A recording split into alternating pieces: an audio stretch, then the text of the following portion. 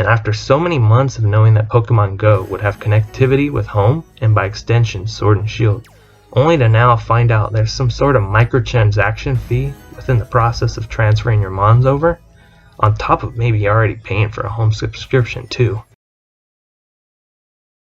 Hello everyone, I'm Wave, and today I'm going to be doing a follow-up video to my previous video on like the discussion and like just looking into all of the controversy surrounding Sword and Shield and what I kind of thought of the base game.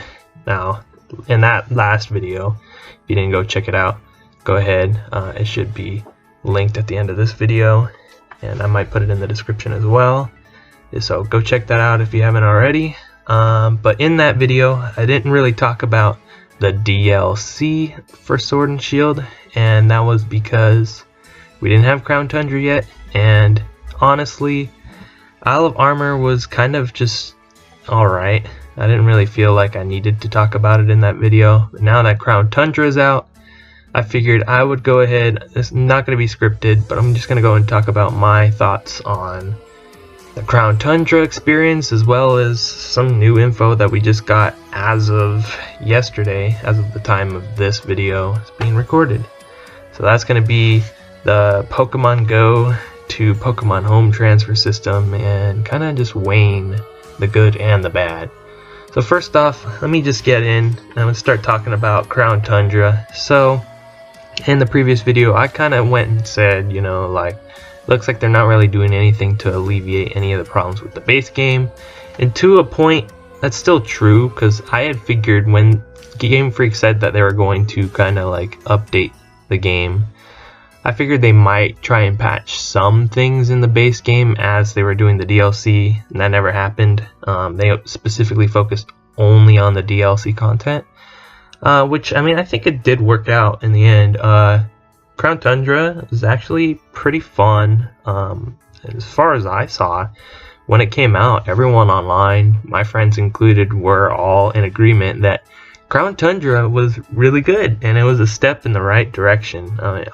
Obviously now, if you look only like a few weeks later, people are saying, oh yeah, Crown Tundra isn't really worth it. $30 for it should have been in the base game. And like, I can agree to an extent. At the same time, you know, it at least gave them the time to kind of work towards making something that was a lot more engaging than I would say was the base game. There's a couple different points that I could talk about. So first and foremost, though, I don't remember the guy's name, but the director behind the DLC for Sword and Shield was a completely different person than, you know, the usual Junichi Masuda or Ishihara. But yeah, or not Ishihara, the other guy. But it was this guy that, like, I guess he worked on he was the guy that came up with Mantine surfing for like Ultra Sun and Moon.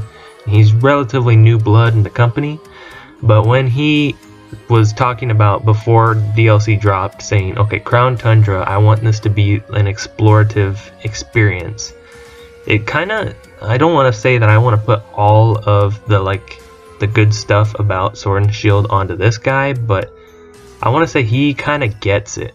So, like, a lot of the stuff that happens in Crown Tundra is stuff that I really felt should have been in what is a console experience for Pokemon. One thing that's like really small detail but kind of stuck out to me when I thought and realized it is that, like, when you get to Freezington, you have the freedom of just being able to move the camera around in a 360 degree like area, and that's not something that you can do in the base game. All the cameras are fixed in the towns and on the routes. The only time you can move the camera is when you're in the wild area, and that's just like such a small detail that I was like, yo, this should have been in the base game. It makes me feel like I'm actually playing a modern game. And then, like, some of the other stuff about Crown Tundra that I think is really good is, like, one, people really like the characters, right? So, you know, everyone agrees that, like, Peony is a really cool character. He's like this cool, like, funny, like, dad character, and everyone just likes him. I know I'm kind of known as being the guy that, like, really hates on 3D era Pokemon games, but I don't really specifically say that that's like to a T what I feel. I think I really like, ever since X and Y, the direction the 3D Pokemon games have taken when it comes to like creating a sense of like atmosphere and personality with their characters. So if you think like back in the day in the 2D era, a lot of like NPCs and even some like main characters, the way they talk, because it's just text, right, and it's sprites that don't move, it kind of feels really like stoic. Like, what's the difference between talking to Lance in 2nd gen and talking to Steven in 3rd gen? That like the way they word sentences, it kind of feels all of the same, right? But when you get to like X and Y and then like moving to Oris, a lot of the characters are like, well, one is 3D, so they can do different like facial expressions, but there's like a lot more personality and expressiveness in how they talk. I think part of that's almost on like the Treehouse localization team, but like you can see that they kind of like meme it up with some of the ways that the characters talk, and they're all like, they talk very differently. And I think that's one thing that I really like about 3D era Pokemon games, is that it has this sense of like branding to where you know what you can expect from the characters. And Sword and Shield had a little bit of that, but I feel like because you were rushing from gym to gym to gym, it was really hard to kind of just like get a feel for the characters. And I really like that in this DLC, one, you have Peony, and then a lot of people agree that like it's really cool being able to talk to Calyrex, because like in the anime you can talk to Mewtwo because he speaks with like psychic powers, but you don't get any of that in the actual Pokemon games.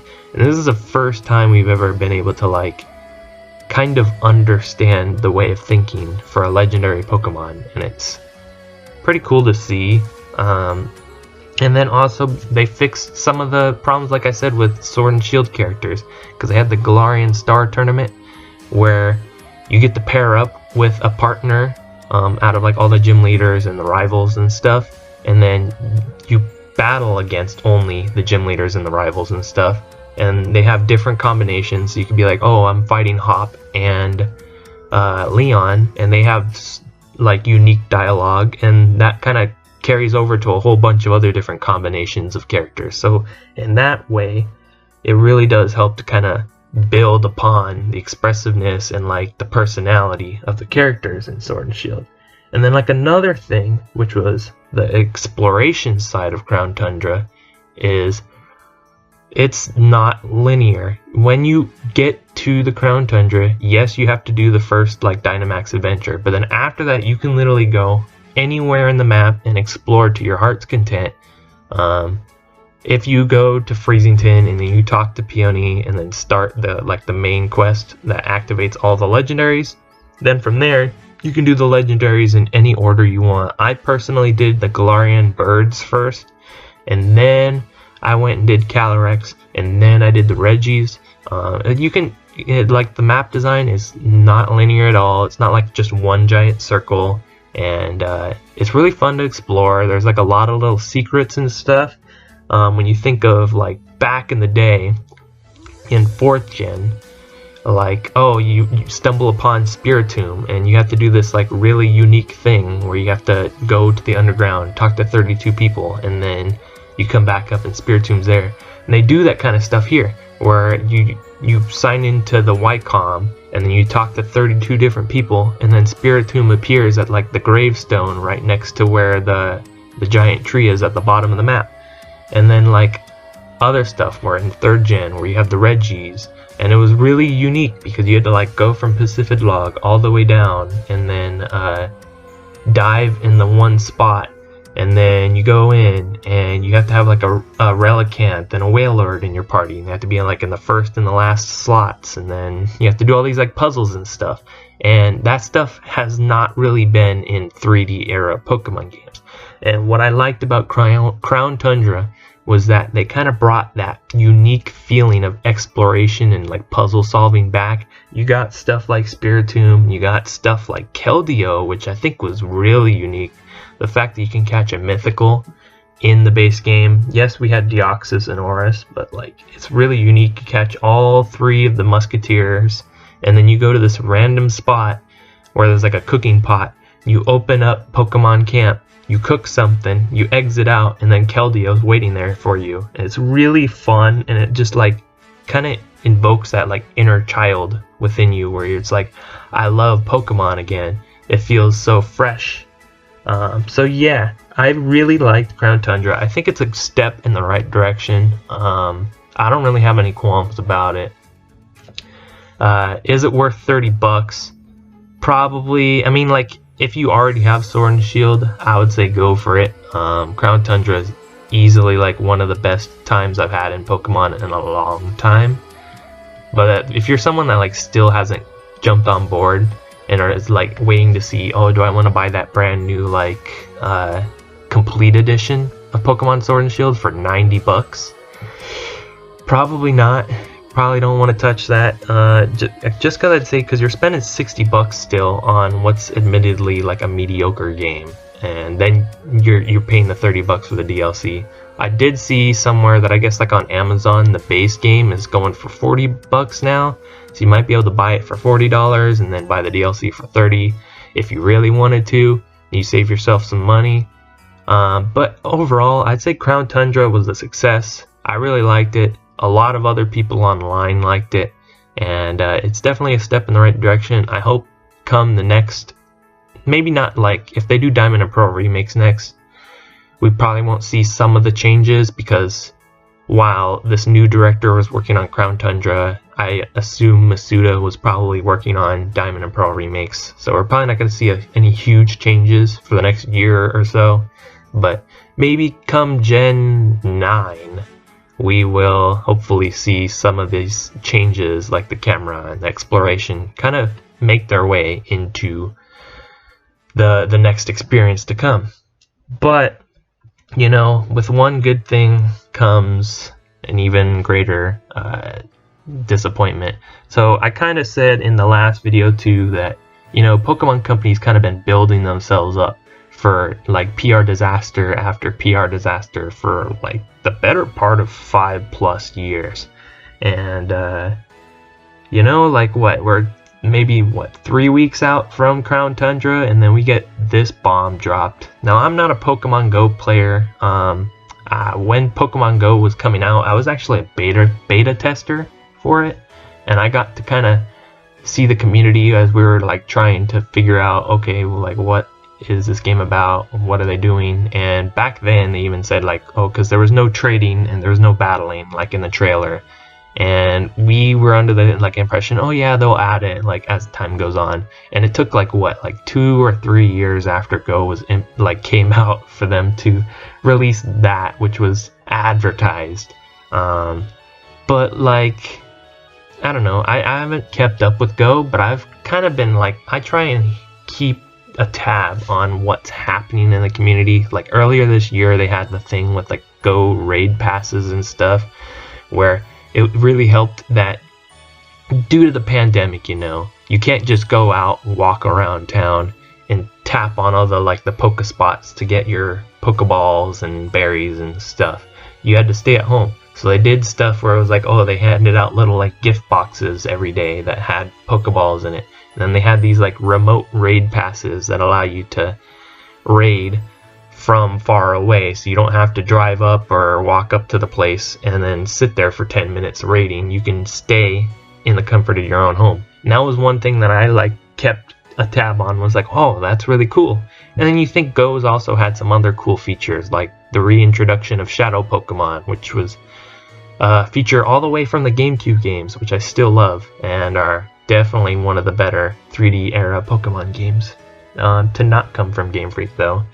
But Go's had some good things, and then Go's had some bad things. So in that time when they had the remote raid passes, they did this thing where I guess they correct me like if I'm wrong in the comments below, because I don't know all the details since I don't follow Go directly. But from what I hear, they were giving them out for free, and then after a certain point they started pushing them to their players, but then started charging quite a bit for remote raid passes. And then they were starting to get rid of all these like pandemic band-aids to Pokemon Go and starting to kind of emphasize, hey, we want you to go back out into the world and start walking and hitting all the Pokespots again. And people are saying like, hey, that's not cool. We're only, I mean, yes, it's been a year of the pandemic, but it's not going away probably anytime soon still, which is a sad fact, but it's definitely a fact. And along with that, I mean, I've saw even today people are like comparing like how much money Go's been raking in this year and stuff like that. And from what I understand, the Go player base isn't really happy with how Niantic's been dealing with the game. But this is definitely what people are saying is like the camel that broke, or the straw that broke the camel's back. And a lot of people that usually defend Pokemon are definitely in agreement that what they're doing now is not okay. So, as of yesterday, they revealed that yes, that feature that I talked about in the last video, with Pokemon Go transferring to Pokemon Home and then by extension to Sword and Shield, was going to be a very heavy microtransaction fee. So how it works is it's like you get this little capsule thing that gives you energy, and each Pokemon that you transfer over has a certain amount of energy that it takes to transfer over. And the cooldown once you like empty out all your energy is approximately a week. Now, I guess depending on what you're transferring, this is going to make or break it for you. So a lot of people that play Go that were looking forward to this feature, we're looking forward to it because I could be like, oh, I'm going to transfer over my shiny Kyogre, my shiny Ho-Oh, my shiny like Mewtwo, etc, etc, etc. And the cost of energy is really high. So if it's like just a normal Pokemon you're transferring over a Zigzagoon, it's going to take like no energy at all. But if you're transferring over like a shiny Zigzagoon, it's going to take maybe like, I don't know, like a tenth of that energy that you can have for an entire week. And then moving forward, if you're like, oh, I want to transfer over that shiny Ho-Oh, you're going to only transfer over that shiny Ho-Oh, that one Pokemon, and then you're going to have to wait an entire week to be able to transfer any other thing. And of course, because it's a microtransaction mobile game, you can spend $10 to reset that energy, and then you can transfer over one more shiny legendary Pokemon. So it's not a good look, right? Pokemon, like I said before, then setting themselves up for PR disaster after PR disaster. They have one good thing, and then they do something that's like one step forward, 2 steps back, right? It's literally only been like 3 weeks, and I mean, this doesn't fall on Game Freak, but this falls on the Pokemon Company and Niantic kind of planning this out. I understand that like it's a way, because from what I hear, a lot of the player base has kind of been drifting away from Pokemon Go, even though like sales have been going up. But this is a way for them to like, hey, we don't want people to transfer out all of their Pokemon to Sword and Shield and then just drop Pokemon Go and never play it ever again. But at the same time, people are mad because transferring over like one Pokemon a week out of like some of these people that have been, first off, they've been paying money to catch these Pokemon because it's a mobile game, and but they pay money already, and then you pay money for the Pokemon Home subscription, and then they want you to pay to transfer over your Mons, one at a time too. So like, if let's say I only have like 5 shiny legendaries, like I said, Ho-Oh, Mewtwo, Kyogre, let's say like Giratina, and I don't know, shiny, well, whatever we want to say, whatever shiny Pokemon that I want. So 5 legendaries, and I want to do it all right now. I get the first one for free, and then I gotta cough up $40 to transfer the rest of those legendaries over. That's only 5 legendaries. The people that have been hardcore playing Go are gonna feel cheated, and it's not a good look. It doesn't apply to me because I'm not a Go fan. I don't play Go. I don't care about Go nowadays. But you know, it's just bad because Pokemon Company has been doing good things and then they've been doing bad stuff like this. So I don't know. it's very interesting. Like I said, with Crown Tundra, I have a lot of hope for the future and what Pokemon's going to look like, but at the same time, Pokemon has been pushing mobile games. You think like Pokemon Masters is in a lot better spot than it was when it first launched. For like the first half a year, Pokemon Masters was garbage. And it was built off of the idea of the Pokemon World Tournament from Black and White 2.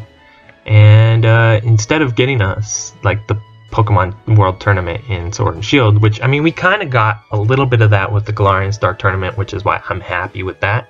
But like back when Masters was announced, we were like, hey, why is there no Battle Frontier? Why is there no Pokemon World Tournament? You're just going to sell us this mobile game instead. And then we got like Pokemon Unite, which might be fun, but at the same time, it's like Pokemon hasn't really been having spin-offs lately. There only been mobile games, and there's this kind of like weird weight to the Pokemon franchise where we can get good things in like the main games, and then we can get like bad things in the mobile games. Like you look at Pokemon Rumble, whichever the one was for the mobile game. That game lasted what, like 6 months, and then they terminated the servers. So I don't know, man.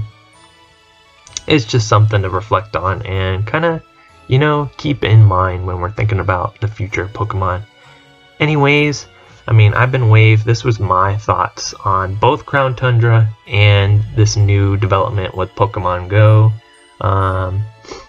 Anyways, that's about it. I kind of wanted to ramble a little bit. Anyways, if you guys enjoyed, feel free to like and leave your comments below on what you feel about either of these two topics. Anyways, I'll see you guys next time.